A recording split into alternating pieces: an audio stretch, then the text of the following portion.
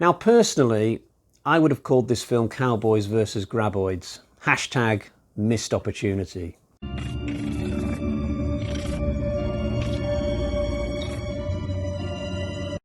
Hi guys, so before we get into it, the customary reminder that you'll find all my other Tremors reviews in my Tremors playlist, and there will be spoilers today. You can't really spoil a Tremors film. If you've made it to the fourth one, you'll know the score by now. All the Graboids are going to die, and at least half the cast are going to survive. This series is very generous with everyone's favourite characters, more generous than Scream actually.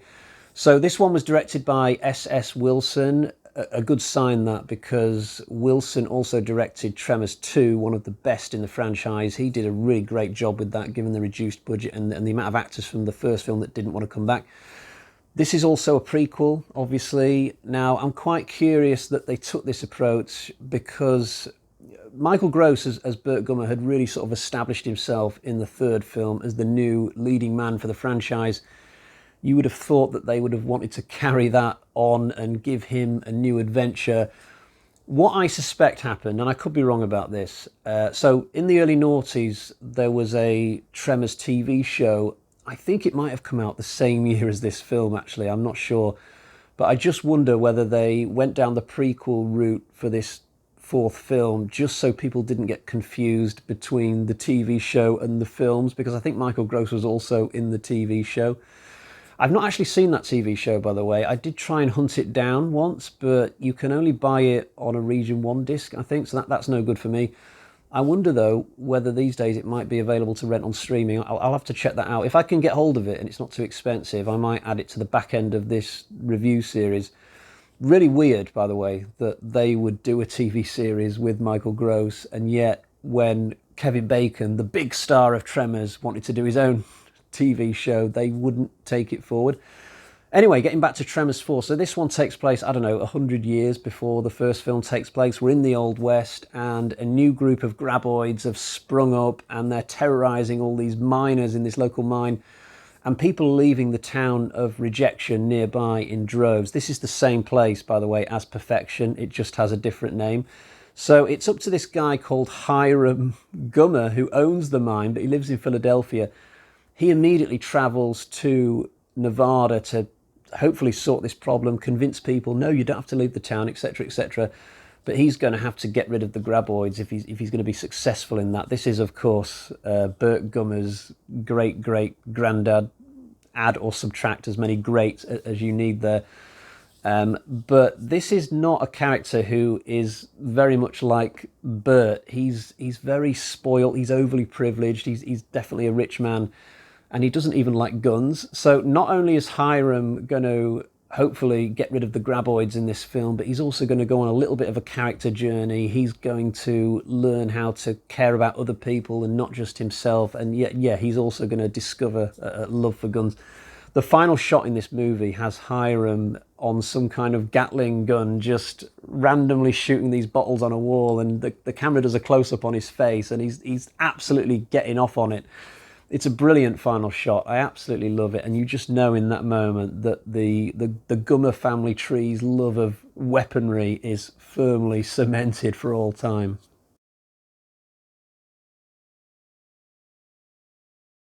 There's lots of good stuff in this film to do with the Graboids. So in every film up to this point, we've had something new. We went from the Graboids to the Shriekers to the Ass Blasters, but this time we don't go any further down the life cycle to something even weirder.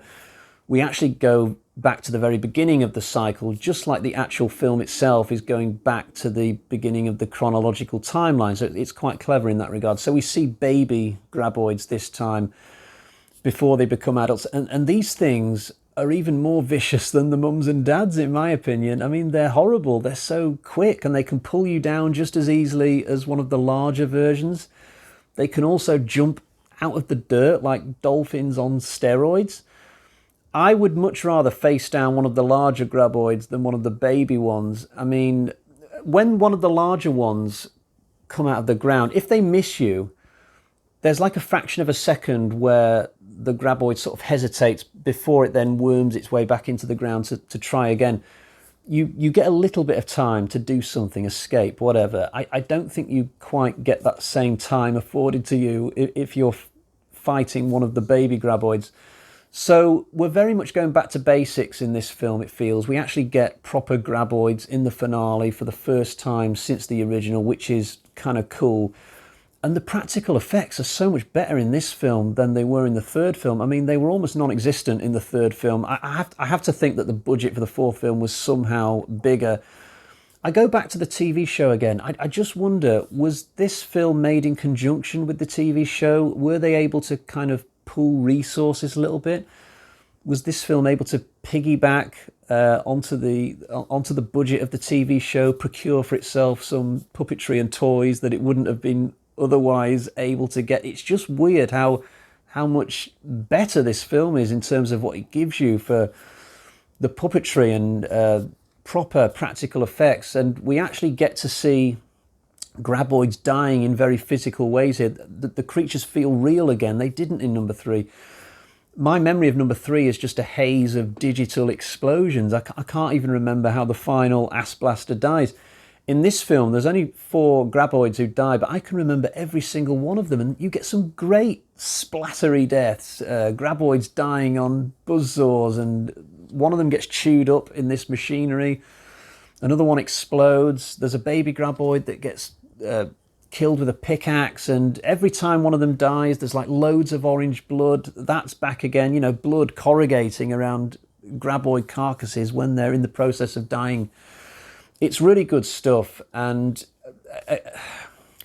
we also get moments where characters actually get showers of graboid entrails. You can't have a Tremors film without that. You know, somebody has to get tangoed in a Tremors film, or it just ain't a Tremors film for me.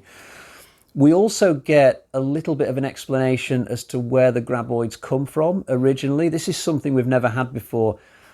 And when this explanation comes, it's very subtle and sensible, to the point that you might not even remember that you've had it come the end of the film. So Hiram and his chums that he's with, they come across these eggs that have hatched, and it's hypothesized that during the mining activity, some of the underground streams would have been rediverted accidentally, and this would have dislodged some of the eggs from the crust deep down below the surface, and this is where the graboids have come from.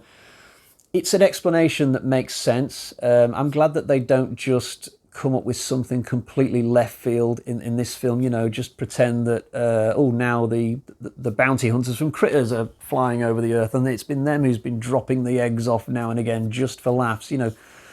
A sort of Highlander 2 180 explanation that just makes you angry. But the explanation we get in this film, that they're from eggs that have sort of been down beneath the ground probably since the dinosaur days, and every now and again some geological incident will happen that dislodges them. That to me is absolutely the way to go. You know, it's a sensible explanation, and it works.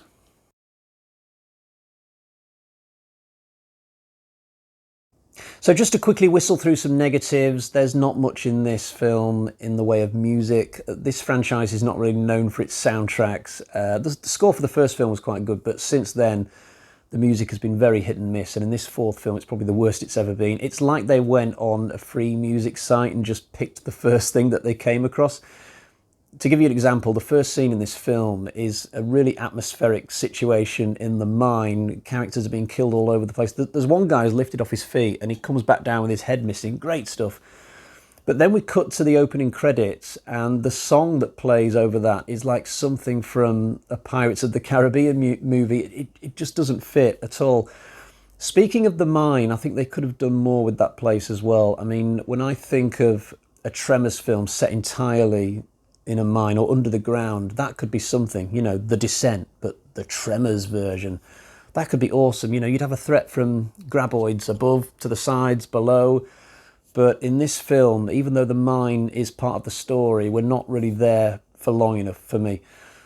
My final negative, that there's not really much in this film in terms of a leading man presence, you know, a big star sort of charismatic person to sort of lead the whole thing. Hiram Gummer is no Burt Gummer, and even though we've still got Michael Gross, it's a very neutered Gross. You know, he can't bring his usual flair to this character. I like Hiram at the end of the movie, what he's become by that point, but up until then that there are quite a few moments where he's a complete dick or he's just a complete wuss. I particularly cringe at one moment where he steals a child's cake just to teach him a lesson about not trusting anybody in life. Really bad. But a lot of the side characters are really good. You know, this film sort of does the same edict as the original in bringing that community spirit and showing how in a town as small as this, miles from anywhere, people will rally around each other. They all know each other. They'll all protect each other. They'll throw themselves in front of each other. A lot of these characters have little things that you can point to that make them likeable. There's this one girl who she can predict the future, so throughout the film she says things like, "Oh, it says there's a big force coming," and then you just know that some of the worms are going to turn up. Or at one point she says, "Oh, there's a hero character on the horizon," or something, and then Hiram turns up. I'm paraphrasing, but good little character, although it's a little bit of a stretch to think that Chang's Market would have existed back in the Old West. Generally speaking, people don't live in houses that were once owned by their ancestors hundreds of years ago, and yet in perfection it's happened twice with the Gummers and the Changs. Yeah, it's a bit of a stretch, that. I also really like the old Fred character. He comes out with some absolute zingers early on in the movie. He says something at one point about shooting the nuts off a squirrel or something. He's taken out of this film way too quickly, that guy. But probably best of all is a gunslinger called Black Hand Luke. This character is absolutely awesome. He's played by Billy Drago, probably the biggest name in this film apart from Gross. But I love the look of this guy and his dark, gloomy sort of old school gunslinger characterization that he's been given. He's a lot of fun. And he's just about in the film the right amount, I think. You can tell towards the end of his time in this movie that the facade is starting to drop just a little bit when he realises the shit that he's in. But I mean, Hiram's plan to hire a gunslinger to take out graboids, it's like hiring a plumber to fix your cable TV. It was just never going to work.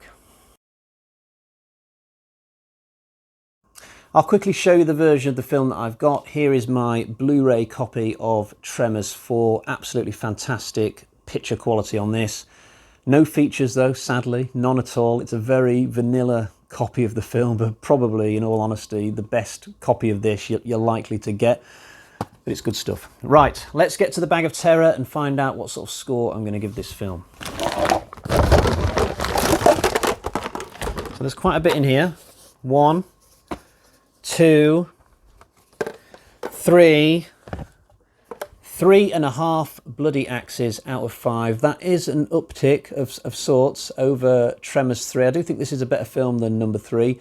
So at this point, I would say the franchise was in very good health. Right, I'll leave it there for today.